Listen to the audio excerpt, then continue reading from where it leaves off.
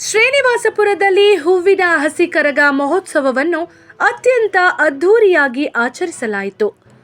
ಭಕ್ತಿಭಾವ, ಸಾಂಸ್ಕೃತಿಕ ಸಂಭ್ರಮ ಮತ್ತು ಪರಂಪರೆಯ ವೈಭವವನ್ನು ಪ್ರತಿಬಿಂಬಿಸಿದ ಈ ಮಹೋತ್ಸವಕ್ಕೆ ಸಾವಿರಾರು ಭಕ್ತರು ಸಾಕ್ಷಿಯಾದರು.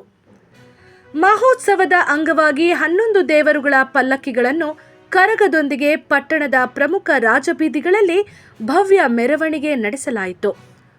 ಮೆರವಣಿಗೆಯ ವೇಳೆ ಭಕ್ತರು ಭಾರೀ ಸಂಖ್ಯೆಯಲ್ಲಿ ಭಾಗವಹಿಸಿ ದೇವರ ದರ್ಶನ ಪಡೆದು ಆಶೀರ್ವಾದ ಪಡೆದರು. ಪಟ್ಟಣದ ಪ್ರಮುಖ ಬೀದಿಗಳು ದೀಪಾಲಂಕಾರದಿಂದ ಕಂಗೊಳಿಸಿ ಹಬ್ಬದ ವಾತಾವರಣವನ್ನು ಮತ್ತಷ್ಟು ಸುಂದರಗೊಳಿಸಿತು. ಈ ಸಂದರ್ಭದಲ್ಲಿ ಯುವಕರು ತಮಟೆ ವಾದ್ಯಗೋಷ್ಠಿಯ ಸದ್ದಿಗೆ ತಕ್ಕಂತೆ ಕುಣಿದು ಕುಪ್ಪಳಿಸಿ ಸಂಭ್ರಮವನ್ನು ಹೆಚ್ಚಿಸಿದರು. ವಿವಿಧ ಬೀದಿಗಳಲ್ಲಿ ಭಕ್ತರ ಜೈಕಾರಗಳು ಮೊಳಗುತ್ತಾ ನಗರವೇ ಹಬ್ಬದ ಸಡಗರದಲ್ಲಿ ಮಿಂದೇಳಿತು. ಮಹೋತ್ಸವದ ವೇಳೆ ಮಹಿಳೆಯರು, ಮಕ್ಕಳು ಸೇರಿದಂತೆ ಎಲ್ಲ ವಯೋಮಾನದ ಜನರು ಭಾಗವಹಿಸಿದ್ದು ವಿಶೇಷವಾಗಿತ್ತು.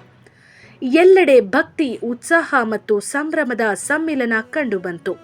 ಒಟ್ಟಾರೆ ಹೂವಿನ ಹಸಿ ಕರಗ ಮಹೋತ್ಸವವು ಜನಮನಗಳನ್ನು ಸೆಳೆಯುವಂತೆ ಭಕ್ತಿ, ಸಂಸ್ಕೃತಿ ಮತ್ತು ಸಂಪ್ರದಾಯಗಳ ಅದ್ಭುತ ಸಂಗಮವಾಗಿ ಯಶಸ್ವಿಯಾಗಿ ನೆರವೇರಿತು.